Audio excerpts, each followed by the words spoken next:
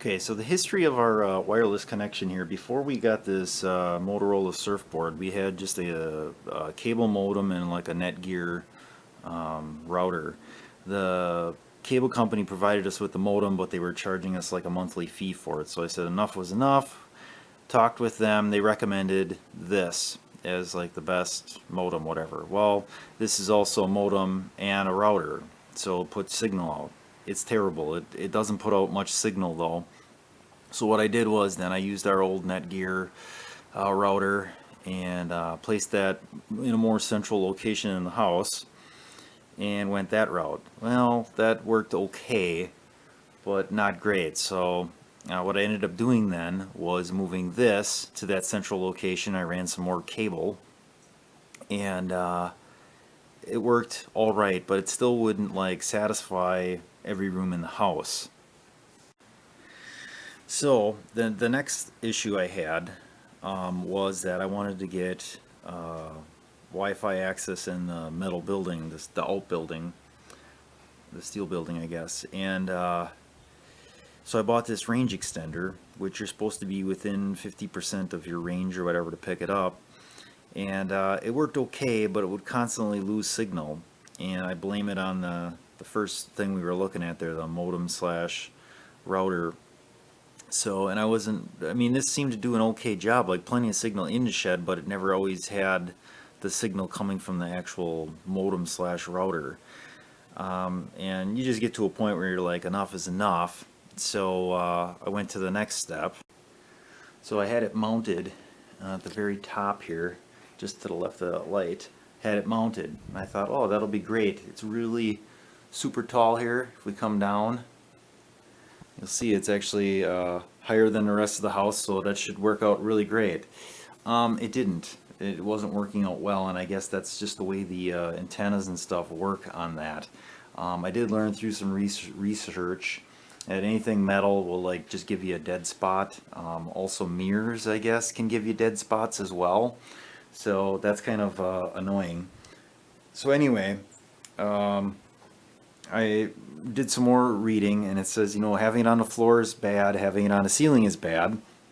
So then that got me back to thinking, well, I didn't want to put it against the wall because I thought going against the wall would be a bad thing because it's got to like the waves or whatever have to go through that wall. Ideally, it'd be good hanging in a window, but that'd be kind of gaudy.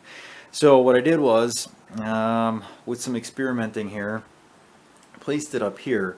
Now this is out from the house some, but I wanted it to be able to get to, and you probably can't see it because there's too much there, you can see it, the building out there. And there's a window on the side of the building, and I wanted it to be able to reach to that extender. So what I did here is just screwed it to the wall. I leave the antennas up, and I did play around with those antennas in different directions. Straight up seems to be the best way. And then I made up an extension cord to plug into that transformer there. And then I bought a 25-foot Cat 5e because I couldn't find a Cat 6 line. Just ran that above the window here, and then it comes down along the side of the window, and then it comes into this right here. So here's our modem slash router. Now the way I set this up is if you go into the settings, I actually changed it to bridge. So I believe this isn't actually putting out any Wi-Fi signal. It's acting as a bridge to that router. So, and then on the back here I just got some stuff connected up. So the bottom line here is your cable coming in. Oops. Your cable coming in right there. And then we have two lines here. One goes down to a hardwired basement computer, and then this top Cat 5e line is for that router that's hanging on the wall.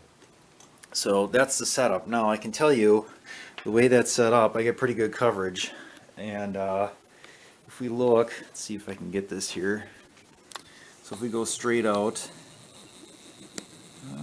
right there, you'll see where the fire pit is. That right there, where I was standing, on the other side of that, I was getting 4 out of the 5 bars, which I think is pretty good. I don't know how many feet this router is actually supposed to push, but that's a pretty good distance. Like the building there, the steel building on the right, whoops, over there, that's actually 32 feet long, so that'll give you some indication. And then I think there's 12 feet between the building and the house, and I would guess there'd have to be at least another 30 feet here from the edge of the house until we get to the inside here. So it's a pretty good distance.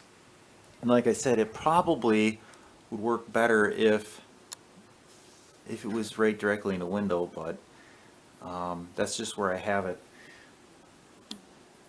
And I get really good signal in the house now. Okay, so this is where I have the extender in the shed. Now, the way I had it mounted a couple months ago was up on the side here, and I had it mounted so the antennas were facing up. However, when I started playing around with the setup on this, you can do a refresh and it'll give you like the amount of signal you're getting from your router. And I moved it around from here to over on that side to having it up on top there. And I played around with the antennas in different spots, like each time I leave it straight up and then angle them 45. And the best signal I got for the 5, if it's gigahertz, which I think it is right here. Like the 2 was good no matter where I put it. I was getting 2 all the way through. But to get the 5, to get the best for the 5, which I think I was only getting 4 out of the 5 bars, is right there.